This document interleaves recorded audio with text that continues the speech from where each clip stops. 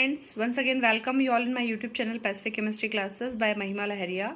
If you have not subscribed the channel, do subscribe the channel. Our today's topic is from the coordination chemistry and it is for I hope it's in the class 12th and it is for the BSc students as well as MSc students. And so many questions has been asked in the IIT, JEE, NEET and KSET examination. So now today I am going to explain you about the valence bond theory, because to explain the metal ligand bonding in the coordinate complexes, coordinate compound, there are so many theories. In the beginning you have studied about the Werner theory. So this is the valence bond theory for the coordination compounds. One valence bond theory you have studied in your chemical bonding chapter, but it is based upon the overlapping concept. It is totally based upon the hybridization concept. So valence bond theory is given by the Pauling. Then the next is crystal field theory, ligand field theory, molecular orbital theory. But in this video I will explain the valence bond theory. So students, before understanding what is a complex, just have a look. So when we see a metal is bonded with any ligand, it is known as complex, right? यहाँ पर अगर there are 4 ligands, it is your either tetrahedral complex, either square planar complex. If it is a ML6 type, means one metal is attached with the 6, coordinated with the 6 ligand, it is your octahedral geometry. तो एक simple मैंने attach किया है, then metal is linked with the our ligands. Okay, so what are the ligands? Ligands are either the positive charges, negative charges और they can be neutral. तो जैसे neutral molecules कैसे होते हैं हमारे, NH3 होता है, वाटर होता है. नेगेटिव लिगैंड्स जैसे F minus, Cl minus, Cn minus. Okay, and so this are the some ligands and this is the metal. So valence bond theory we will start. So you can just take your pen and paper. So valence bond theory is totally based upon the concept of hybridization. It is given by the L. Pauling in 1931. The main postulates of the valence bond theory are as follows. See, metal ligand bond arises by the donation of pairs of electrons by the ligand to the metal atom ion. Means how the metal ligand bond formation takes place. It is formed by the donation of the electrons by the ligands to the metal ions. So here, as we know that what is a ligand? A ligand will have some lone pair of electrons. For example, here I have written nitrogen, ammonia. Okay, so nitrogen have the lone pair of electron in it. So when this lone pair of electron is donated to the orbitals of the metal, bond formation will takes place. We will see in the example. Just we look on our postulates. So the metal ligand bond arises by the donation of a pairs of electrons by the ligands to the metal. Ligand to metal bond form होगा. To accept these electrons, central metal atom or the ion makes available number of empty orbitals sp(d) of equal energy. Means जब भी कोई ligand हमारे metal के पास आएगा अपने electrons लेकर, तो metal के पास उतने खाली orbitals होने चाहिए. Next point, these orbitals are obtained by the hybridization of the vacant orbitals to provide the new vacant hybrid orbitals of the equal energy or geometry, and number of hybrid orbitals will be equal to the coordination number of the metal. ये थोड़ा सा बड़ा point है, समझना चाहिए आपको. ये जो ऑर्बिटल्स होते हैं जो हमको रिक्वायर्ड रहता है, जिसमें हमारा लिगैंड आके अपना loan pair of electron donate करेगा, तो ये कैसे फॉर्म होते हैं? जो हमारा मेटल एटम होता है उसी के जो हमारे ऑर्बिटल्स होते हैं वो आपस में हाइब्रिडाइजेशन करते हैं और नए खाली ऑर्बिटल्स क्रिएट करते हैं. ओके, तो देन यहाँ पर जो नए ऑर्बिटल्स बनेंगे उनका जो नंबर रहेगा, वो कितने लिगैंड्स आने वाले हैं उतने हमको खाली ऑर्बिटल्स की रिक्वायरमेंट होती है, और ये उसका कोऑर्डिनेशन नंबर होगा. मींस अगर वो हमारा ML6 टाइप का है तो 6 लिगैंड्स हमारे इलेक्ट्रॉन पेयर डोनेट करेंगे, सो हमको 6 ऑर्बिटल्स खाली करने पड़ते हैं, right. Then vacant orbitals of the metal ion overlap with the filled orbitals of the ligand. Means metal के orbitals खाली होंगे जिसमें कि ligand orbitals आके overlap करेगा और वहाँ पे sigma bond form करेगा या ligand to metal bond form करेगा. चूँकि ligand यहाँ पर metal को electrons donate करता है तो ये donor हो जाता है और ये metal acceptor हो जाता है, और तो हमारा bond रहेगा उसको हमने coordinate bond से represent किया है. ये जो because one side the electrons are giving ना, तो यहाँ पर जो देगा उस पर पार्शियल पॉजिटिव और negative. So just we can say that the bonds are polar and directional in nature, और जब भी हम फिलिंग ऑफ इलेक्ट्रॉन्स करेंगे तो we have to do according to the Hund's rule of maximum multiplicity. So ये points देख के आपको टेंशन नहीं लेना है, because but in the exam you have to write the postulates.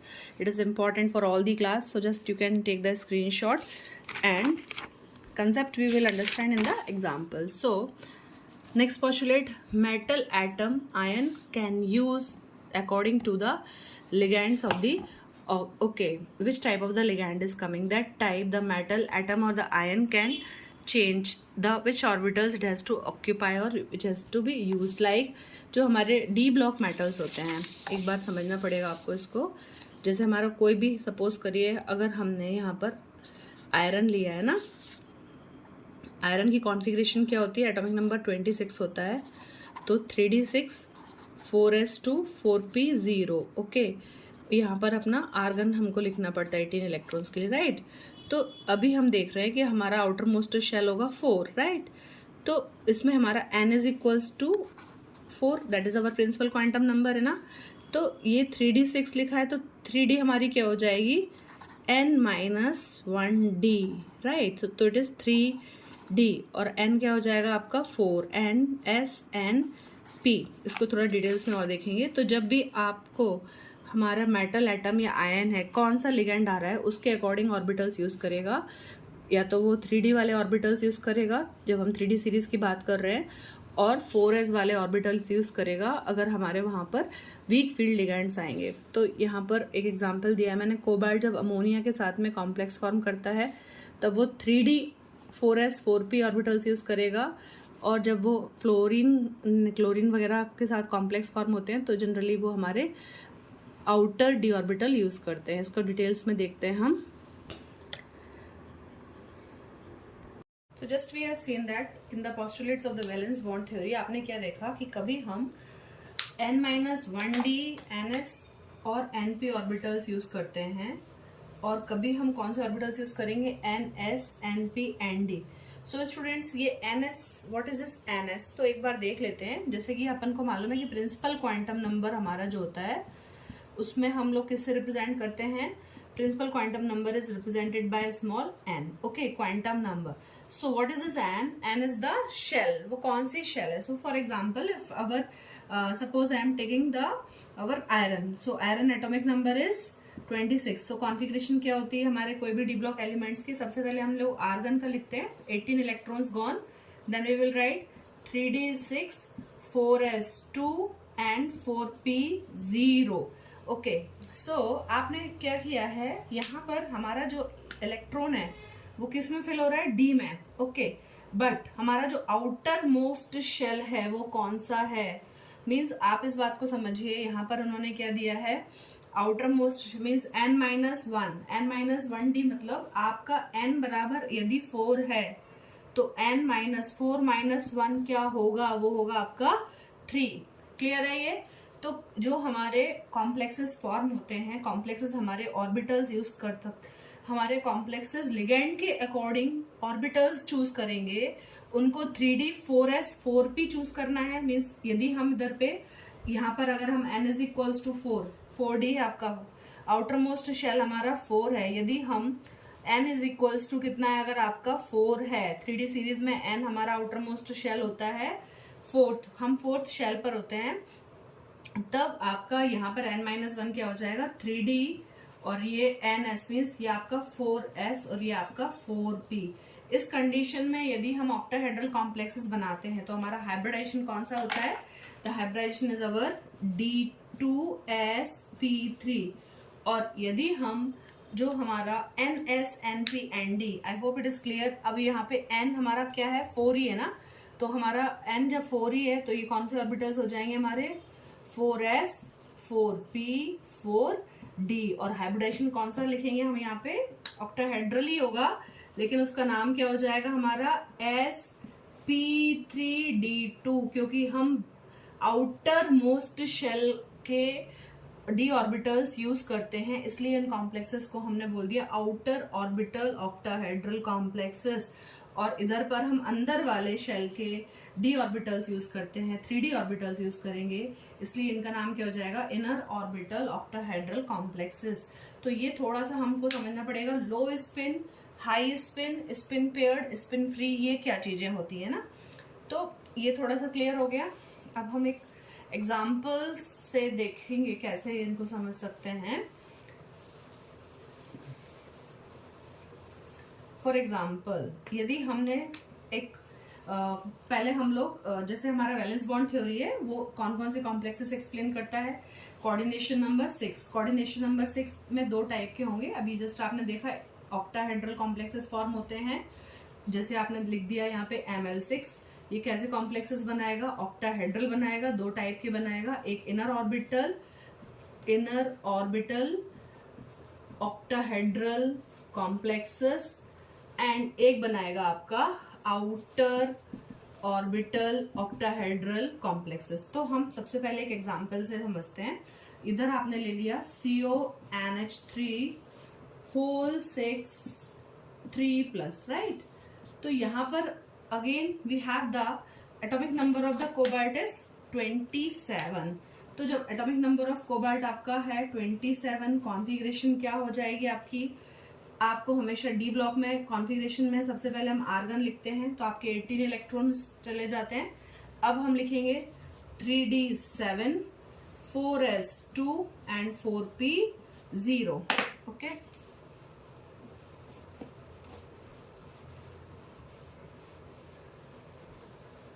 Right. हमारे पास अवेलेबिलिटी 4D की भी है, क्लियर। बट हम इसमें जस्ट हमने जब इस कॉम्प्लेक्सेस का देख रहे हैं कि यहाँ पे 6 अमोनिया लिगैंड है ना, तो ये जो अमोनिया लिगैंड के साथ में कॉम्प्लेक्स फॉर्मेशन कैसे होगा उसको जब हम स्टडी करेंगे, तो पहले आपको क्या लिखना पड़ेगा, first we have to calculate the charge on our cobalt metal. जब भी कोई कॉम्प्लेक्स फॉर्म करते हो तो आपको कोबाल्ट मेटल पे कितना चार्ज है वो कैलकुलेट करना है, राइट। तो अभी कितना चार्ज दिया है आपको कॉम्प्लेक्स पर 3+, तो इसको हम लोग मानेंगे x। और अमोनिया जो होता है, ammonia is a ligand and इस पे चार्ज होता है 0, राइट। तो यहाँ पर चार्ज कैसे कैलकुलेट करोगे आप, 6 × 0 is equals to +3। Okay, so the charge of cobalt पे कितना चार्ज आ जाएगा हमारा, +3, राइट। तो जब हम इसकी कॉन्फ़िगरेशन लिखेंगे,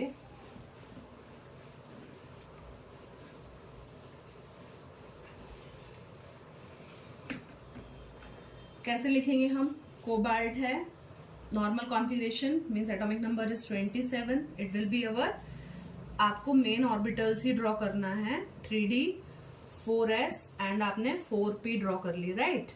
देन 3D7 हमने पोस्टुलेट्स में पढ़ा है कि we have to follow the Hund's rule of maximum multiplicity. It means that first we will give the single electron. तो अभी ये 3D7 है ना, तो आपने 1 2 3 4 5 6 एंड 7 फिल कर दिया। देन आपका 4s2 है और 4p आपका 0 है, क्लियर। सो अभी हमको क्या देखना है, ये जो आपके इनके नेम लिख सकते हैं हमारे पास, कौन कौन से हमारे, ये 3DXY 3DYZ 3DZX 3DX² -y² and 3DZ²। ये आपका 4s, ये आपका 4px 4py 4pz, बार बार मैं नहीं लिखूंगी। ओके, सो नाउ जस्ट अभी आपके पास ये नॉर्मल कोबाल्ट का कॉन्फ़िगरेशन है, then you have to write the configuration, क्योंकि यहाँ पे मेटल के ऊपर चार्ज कितना है, +3।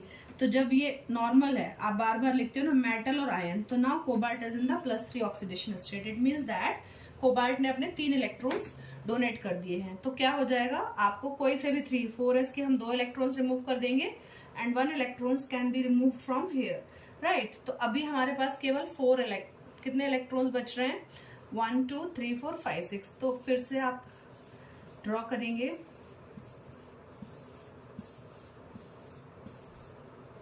1 2 3 4 एंड अब आपको ये कंडीशन देखनी है कि इस कॉम्प्लेक्स को बनाने के लिए कितने लिगैंड्स आ रहे हैं। तो यहाँ पे हमारे 6 लिगैंड्स आर कमिंग ना, तो उस कंडीशन में हमको 6 ऑर्बिटल्स खाली चाहिए रहेंगे। तो आपने क्या किया, ये जो है इलेक्ट्रॉन को बाजू वाले ऑर्बिटल में शिफ्ट कर दीजिए, राइट।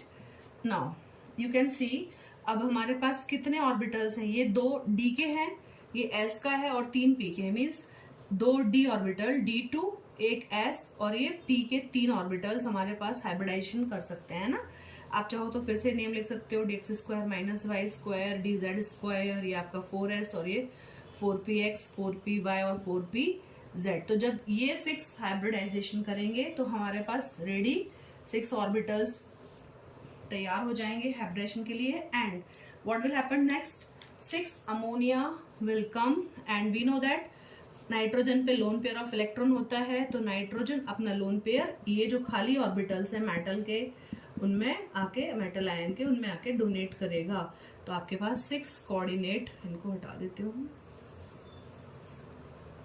6 कोऑर्डिनेट बॉन्ड के फॉर्मेशन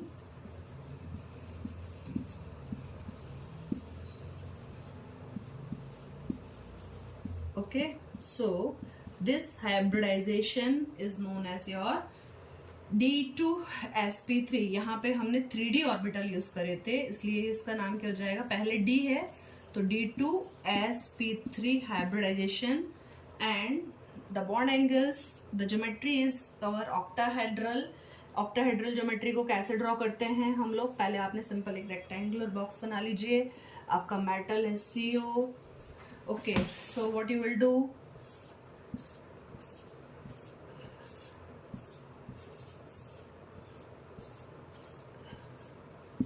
आप NH3 NH3 NH3, यहाँ पर NH3 NH3, ये आपका NH3 राइट। एंड जो चार्ज ऑन द कॉम्प्लेक्स कितना दिया हुआ है, the charge on the complex is 3+ that you have to also write. So ये हमारा क्या हो गया, this is the hybridization of CONH3 whole 6 3+। तो इसका जो ज्योमेट्री है उसको हम लोग क्या बोलेंगे, that is known as octahedral right. Octahedral geometry है, शॉर्ट में ऑक्टाहेड्रल को हम लोग कैसे लिखते हैं आजकल, ऑक्टाहेड्रल को OH से भी रिप्रेजेंट कर देते हैं बहुत सारी बुक्स में। Clear. Now what you have to, important चीज क्या डिस्कस करनी थी कि अभी आपने देखा उसमें बोला हाई स्पिन लो स्पिन स्पिन पेयर्ड। तो जब आप inner orbital octahedral complexes form करते हैं, आपने नोट डाउन कर लिया होगा। सो जब आप इनर ऑर्बिटल्स यूज करते हैं, क्लियर मीन्स, और आपके पास में जब इस कॉम्प्लेक्स को देखेंगे, जब हम इसकी मैग्नेटिक प्रॉपर्टीज की बात करेंगे, तो ये जो कॉम्प्लेक्सेस है इसका ज्योमेट्री तो हो गया ऑक्टाहेड्रल। अब इसकी मैग्नेटिक प्रॉपर्टीज की बात करेंगे तो इसमें हमने देखा है कि कोई भी अनपेयर्ड इलेक्ट्रॉन पॉसिबल नहीं है, ये सब लोन पेयर पड़े ना, but they are pair, no single electron is there right. तो सभी पेयर्ड है ना, इसलिए इसमें जो मैग्नेटिक मोमेंट होगा वो 0 हो जाएगा। तो कॉम्प्लेक्स का जो नेचर रहेगा वो कैसा हो जाएगा, the complex will be diamagnetic. Okay, so this complex just you have to write that octahedral geometry magnetic properties are diamagnetic as there is no unpaired electron in it। but the important thing is that जब यहाँ पे कोई भी unpaired spin नहीं है, सभी spin कैसी हो रही है बच्चों, पेयर्ड हो रही है ना, तो आप इसको क्या लिख सकते हो, ये कॉम्प्लेक्स जो है कैसा बन गया आपका, this complex is formed as spin paired right, there is no single electron unpaired left। तो ये कैसा हो जाएगा आपका कॉम्प्लेक्स, ये आपका हो जाएगा स्पिन पेयर्ड कॉम्प्लेक्स। और इसमें चूंकि एक भी अनपेयर्ड इलेक्ट्रॉन नहीं है तो हमने लिख दिया लो स्पिन कॉम्प्लेक्स। आई होप आपको समझ में आया। यदि यहाँ पर अनपेयर्ड इलेक्ट्रॉन्स ज्यादा होते हैं तो उसको हाई स्पिन कॉम्प्लेक्स बोल देते हैं, या हम उसको स्पिन फ्री कॉम्प्लेक्स भी बोलते हैं। ओके, तो ये ऑक्टाहेड्रल ज्योमेट्री का आप VBT के लिए एक एग्जाम्पल रेडी कर लीजिए। Next example we will take of our outer orbital octahedral complexes।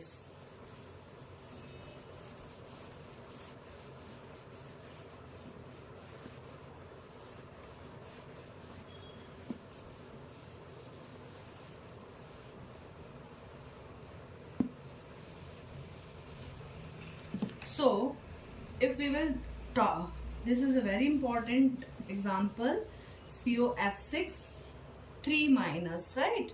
तो यहाँ पर जब हम बात करते हैं कॉम्प्लेक्सेस की, तो आपको कैसे समझ में आएगा कि ये आउटर ऑर्बिटल ऑक्टाहेड्रल कॉम्प्लेक्सेस बनेगा कि इनर ऑर्बिटल ऑक्टाहेड्रल कॉम्प्लेक्सेस बनेगा। तो ये जो वैलेंस बॉन्ड थ्योरी है, this is given by the polling. Okay, but when they studied the magnetic nature, जब इन्होंने मैग्नेटिक नेचर देखा तो दे फाउंड दैट इसमें 4 अनपेयर्ड इलेक्ट्रॉन थे, मीन्स इसका जो मैग्नेटिक मोमेंट आया था it comes to be near about 4 point something. तो इन्होंने बोला कि ये जो कॉम्प्लेक्स है इसमें 4 अनपेयर्ड इलेक्ट्रॉन्स पाए जाते हैं, डेफिनेटली इसका जो भी स्ट्रक्चर बनेगा उसमें 4 अनपेयर्ड इलेक्ट्रॉन्स होना चाहिए और ये स्पिन फ्री टाइप का होगा। तो अभी जस्ट हमने बात किया, यदि हमारा कॉम्प्लेक्स स्पिन फ्री है या उसको हमने क्या बोल दिया, हाई स्पिन कॉम्प्लेक्सेस है, तो उसमें आपका outer orbital octahedral complexes means we have to go for the hybridisation. कौन सा हाइब्रिडाइजेशन की ओर जाएंगे अब हम, we will go for sp3d2, right. तो अभी हमें हाइब्रिडाइजेशन कौन सा करना है, sp3d2। और जब हम थोड़ा और बड़ी क्लासेस में आएंगे like our BSc and MSc, तो हमारा क्रिस्टल फील्ड थ्योरी में हमारे पास कुछ लिगैंड्स होते हैं, राइट, जो कि स्पिन फ्री कॉम्प्लेक्सेस बनाते हैं और स्पिन पेयर्ड तो अलग अलग। तो हमारा जो फ्लोरीन है, अगर आपने स्पेक्ट्रोकेमिकल सीरीज पढ़ी हुई है तो फ्लोरीन कैसा वाला लिगैंड है, ये हमारा क्या करेगा, ये हाई स्पिन कॉम्प्लेक्सेस फॉर्म करता है। Okay, so just we will see. So we have to start with the cobalt. Atomic number of cobalt again is 27, configuration is AR 3D 7, 4S 2, 4P 0 and we can also take 4D 0। Okay, क्योंकि हम लोग 4th shell की बात कर रहे हैं तो हमारे पास there is no problem if we can write 4D 0, right. तो अभी हमारा फर्स्ट स्टेप होता है, we have to determine the charge on the metal atom. Cobalt पे कितना चार्ज है, चूंकि फ्लोरीन है तो आपको मालूम है फ्लोरीन पे चार्ज कितना होता है, फ्लोरीन लिगैंड पे charge is -1, clear. So how we will write, तो for this one COF6 3 minus के लिए हमारे पास चार्ज कितना है, इसको हम लोग x कंसिडर करेंगे, plus we have to take 6 ligands having charge -1 is equals to कितना दिया हुआ है, -3। so just you will have -6 this side, -3, so x is equals to +3, you will get the charge on the complex is equals to x is equals to +3, right। तो again जो हमारा cobalt है यहाँ पर वो +3 ऑक्सीडेशन स्टेट में है, it means that it has to lose 3 electrons, right। तो यहाँ पर जो भी कॉन्फ़िगरेशन होगी उसमें से हमको 3 इलेक्ट्रॉन्स रिमूव करने पड़ेंगे। तो हम पहले लिखेंगे हमारे orbital structure,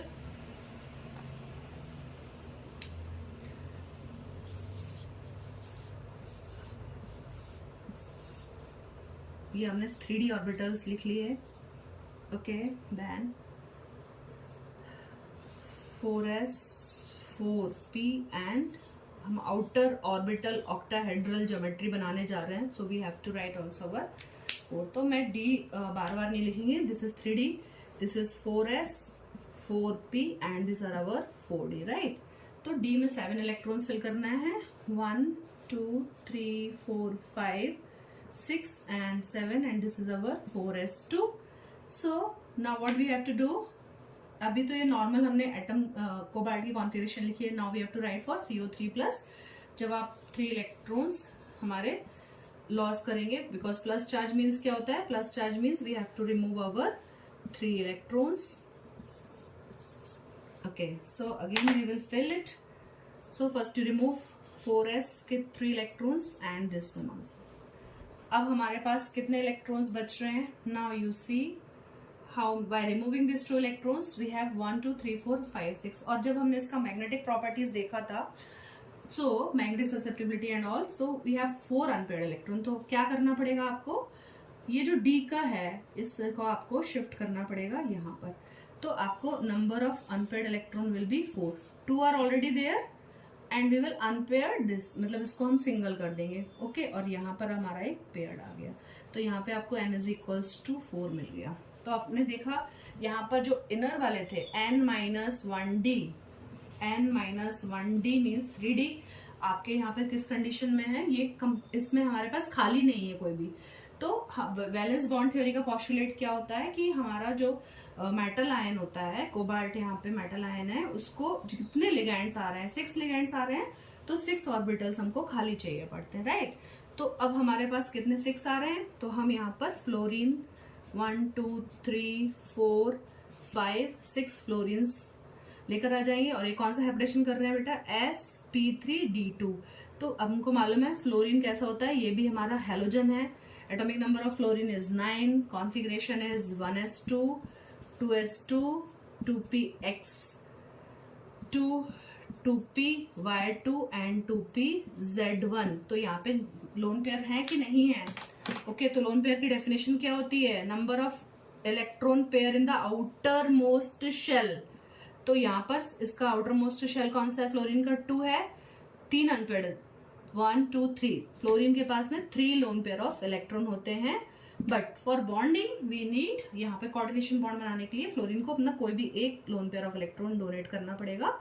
so just we will donate the lone pair of fluorine in the empty orbitals of our cobalt metal ion। और ये D2sp3 sp3d2 हाइब्रिडाइजेशन होगा, sp3d2 हाइब्रिडाइजेशन होगा। ज्योमेट्री हमारी कौन सी बनेगी बच्चों, ऑक्टाहेड्रल।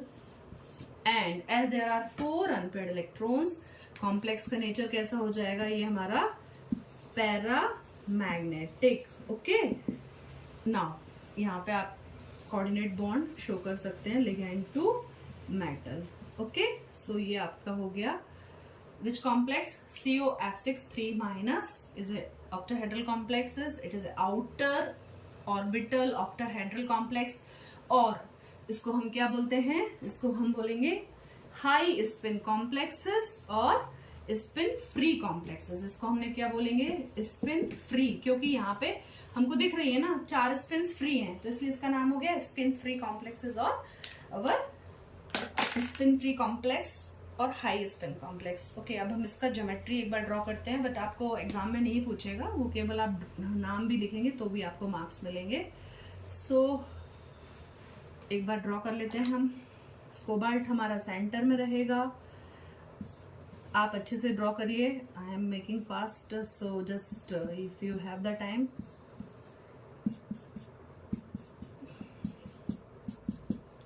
बहुत सारे बुक्स में ये आपको एरो पे कभी कोऑर्डिनेट बॉन्ड शो करते हैं, कभी नहीं करते हैं, but we should understand that जब भी lone pair of electron donate होता है तो हमारा कोऑर्डिनेट बॉन्ड ही फॉर्म होता है ना, चार्ज हमारा 3 माइनस है। ओके, होप आपको ये भी एग्जाम्पल समझ में आया होगा। तो ये तो अभी हमने 2 एग्जाम्पल्स ले लिए ऑक्टाहेड्रल कॉम्प्लेक्सेस के।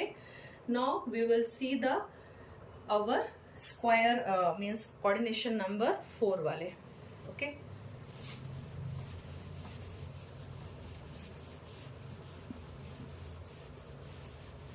आपको किसी भी टॉपिक पे वीडियो चाहिए, so please do comments and okay. So now next example, which is we are taking for the coordination number 4। students, coordination number 4 वाले भी 2 टाइप्स के कॉम्प्लेक्सेस फॉर्म करेंगे। दैट इज अगर वो sp3 हाइब्रिडाइजेशन हो रहा है ना, तो वो टेट्राहेड्रल ज्योमेट्री बनेगी। ओके, और अगर वो dsp2 हाइब्रिडाइजेशन हो रहा है तो वो कौन सी ज्योमेट्री फॉर्म करते हैं, वो स्क्वायर प्लेनर ज्योमेट्री फॉर्म करते हैं। Okay, when the coordination number is 4, so first we will see the example of our tetrahedral complex. Like we can take when the coordination number 4 we are talking, तो हम example ले लेते हैं हमारा NiCl4 2-। Okay, so just first we have to write the electronic configuration of nickel, that is our, what is the atomic number, it is 28। so we can write it as a argon लेंगे हम, argon atomic number is 18। then we can write 3d8 4s2 and 4p0 4d also 0, right? so first what is the charge given here, it is 2- na, so what we have to do, first you have to find the charge on this nickel metal। so the charge on the nickel will be first NiCl4 है ना, तो आपको क्या करना पड़ेगा, यहाँ पर chlorine है, इसका चार्ज कितना होता है -1 × 4 प्लस निकल का हम लोग x मान लेंगे, is equals to minus 2 is the charge on the complex. So what you will get? So x is equals to, you will have plus 2. Okay, so first you have to write the configuration of our nickel atom. So nickel atom, what is the configuration? We have 28, 3d8, 4s2, 4p0, 4d0. So we can draw from the d orbitals 1, 2, 3, 4 and 5, 3d, 4s and our 4p. Okay, and if we need 4d then only we will draw. Okay, so first fill the 8 electrons. So it is your 1, 2, 3, 4, sorry, 1, 2, 3, 4, 5. This is the 6th and this is the 7th and this is the 8th. So this is our 3d8, 4s2. Okay, and this is our empty. So now what we need Cl4. There are 4 chlorines are coming na. So what we need 4 empty orbitals. It is our 4s na. We need 4 amp. These are our 3d, this is 4s and this is our 4p. We need 4 empty orbitals. So you see here, what is the charge on the nickel? It is plus 2. So we have to remove 2 electrons from the configuration. So it is 1 electron here, actually not visible to you. It is 4s2. Okay, मैं यहाँ पे बना देती हूँ, right. 4s2 है. तो आपको क्या करना पड़ेगा, जब हम निकल आयन को लिखते हैं, so what we can do, we have to remove 2 electrons. So हमारे ये जो 4s2 वाले इलेक्ट्रॉन्स हैं, हम इन्हीं को रिमूव कर देंगे, राइट. सो हमारा ये जो ऑर्बिटल रहेगा, ये कैसा हो जाएगा, आपका खाली हो जाएगा.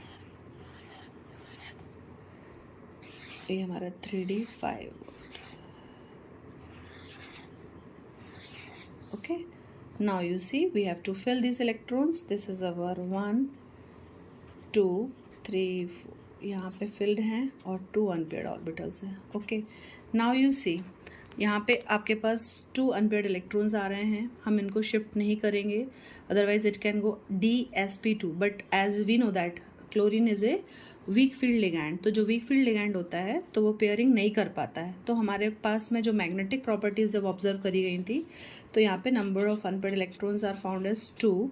सो this complex is found to be our what type, it is found to be paramagnetic. Okay, this complex is found to be paramagnetic in nature. Okay, because there is 2 unpaired electron. Now what type of hybridization it will undergo? These are our 3d orbital, this is our 4s and this is our 3p orbitals of the 4. So they will undergo sp3 hybridization. Okay, so what will happen, our 4 chlorine will come.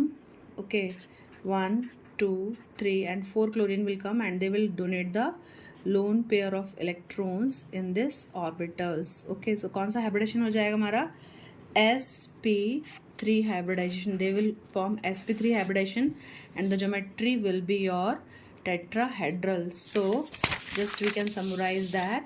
If it is our NiCl4 2 minus complex निकल tetrachloride है, तो यहाँ पर वो कैसा complex form कर रहा है. कोऑर्डिनेशन नंबर आपका कितना है, यहाँ पे 4 क्लोरीन है तो 4 है.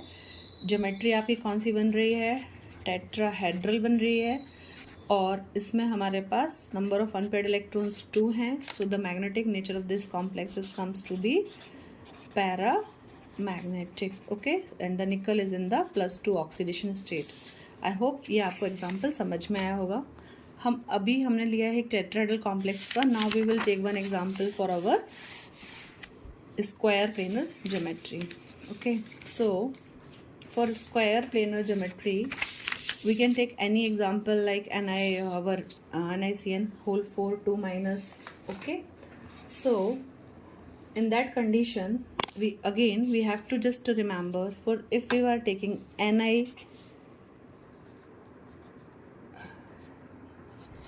NiCN whole 4 2 minus, right. यहाँ पर भी आपका कौन सा लिगैंड है, Cn है. तो Cn जो रहता है उस पर भी हमारा चार्ज कितना रहता है, -1. तो आप इसका कैलकुलेट करिए. First of all just to calculate the charge on the nickel कितना हो जाएगा. इसको हमने निकल का चार्ज x मान लेंगे, प्लस साइनाइड है -1 × 4 is equals to -2 is given. Okay, so the charge on the complex X is equals to कितना मिल जाएगा आपको, +2. Clear? So first of all the charge on the complexes comes to be +2. तो अभी हम लिखेंगे वही, पहले हमको नॉर्मल कॉन्फ़िगरेशन लिखनी पड़ेगी आपको. तो निकल है, इसके एटॉमिक नंबर 28 होता है, राइट. कॉन्फ़िगरेशन में हम क्या करेंगे, कॉन्फ़िगरेशन क्या होगी इसकी, AR, okay. And what you have to write it, 3D8 4s2 4p0. Okay. So we will make the orbitals 3D बनाएंगे आप पहले, 5 3D orbitals, then you can make 4s and we can make our 4p. अब ये ध्यान रखना है, जो हमारा साइनाइड लिगैंड होता है, NiCN4 है ना आपका, जो हमारा साइनाइड लिगैंड होता है ये थोड़ा सा स्ट्रॉन्ग फील्ड होता है. तो बेटा स्ट्रॉन्ग फील्ड लिगैंड का मतलब क्या होगा कि ये हमारा पेयरिंग करवाएंगे. और अगर हम strong field weak field concept की जगह ये बात करेंगे, जब इसकी मैग्नेटिक प्रॉपर्टीज स्टडी की गई थी, this complex is found to be a diamagnetic. जब डायामैग्नेटिक स्पीशीज होती है हमारी, तो वहाँ पर क्या होता है आपका, कोई भी अनपेयर्ड इलेक्ट्रॉन कॉम्प्लेक्सेस में नहीं होता है. तो ये आपके हो गए 3D orbital, this is our 4s, this is our 4p. अभी आपने 3D8 फिल करना है, तो स्टार्ट करते हैं 1 2 3 4 5 6 7 and this is our 8 electron. Clear? और 4s में कितने हैं हमारे पास, 2 इलेक्ट्रॉन्स हैं, राइट. तो अभी आपके पास क्या है, चार्ज ऑन द निकल कितना आ गया हमारे पास, चार्ज ऑन द निकल आ जाएगा 2+, राइट. आपने कैलकुलेट किया था, चार्ज ऑन द निकल कम्स टू बी +2. तो जब हम ये हमने निकल एटम लिखा था, जब हम निकल आयन लिखेंगे तो आपको क्या करना पड़ेगा, you have to remove 2 of the electrons. और यहाँ पर as the magnetic property shows that it is diamagnetic in nature, तो हमारे पास पहले तो आप इसको 4s2 वाले को डोनेट कर दीजिए, तो ये आपका 4s ऑर्बिटल कैसा हो जाएगा, एम्प्टी हो जाएगा. और हमारे जो 3D ऑर्बिटल्स के 8 इलेक्ट्रॉन्स एज इट इज़ रहेंगे, 1 2 3 4, this is our 5 6 7 and 8, right. तो अब हमको ये देखना है कि हम हाइब्रिडेशन कौन सा करवा रहे हैं यहाँ पे. अगर हमको DsP2 हाइब्रिडेशन करवाना है, तो ये जो हमारा एक इलेक्ट्रॉन है इसको हम शिफ्ट कर देंगे इस ऑर्बिटल में, राइट. तो ये हमको खाली मिल जाएगा, दिस विल बी ब्लैंक. और हमारे 4 साइनाइड आके डोनेट कर देंगे. अभी जस्ट आपको मैं नीचे ड्रॉ कर देती हूँ. डी में जो हमारे 8 है ना, ये हमारे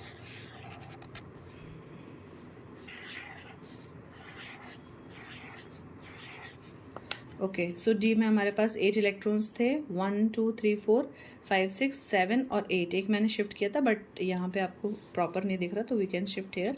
1 2 3 4 5 6 7 एंड 8, राइट. तो ये हमारे 8 इलेक्ट्रॉन्स हो चुके हैं. और कौन सा हाइब्रिडेशन होगा, DsP2. तो ये हमारा DsP2, ओके. ये हमारा एक 3D, एक हमारा 4s और 4p के 2. तो they will undergo hybridisation to form hybridised orbital, that is our DsP2.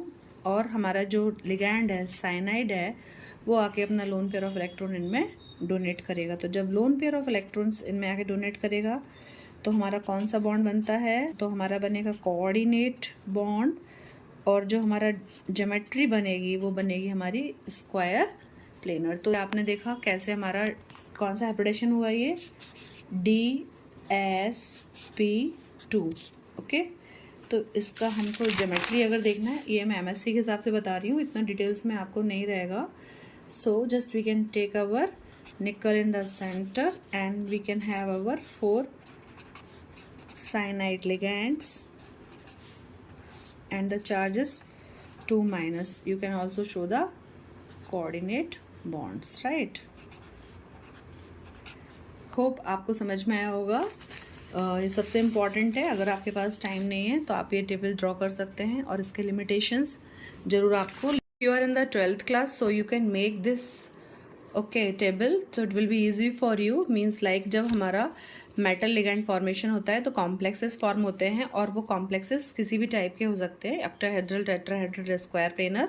सो एक टेबल के फॉर्म में आप उसको कर सकते हैं। लाइक इफ हमारा कोऑर्डिनेशन नंबर 4 है तो they will undergo sp3 hybridisation with the geometry tetrahedral. और एग्जाम्पल इधर पे लिखा है NiCO whole 4 NiCl4 2 minus ZnNH3 whole 4 2 plus. तो 3 एग्जाम्पल मैंने आपको टेट्राहेड्रल के दिए हैं।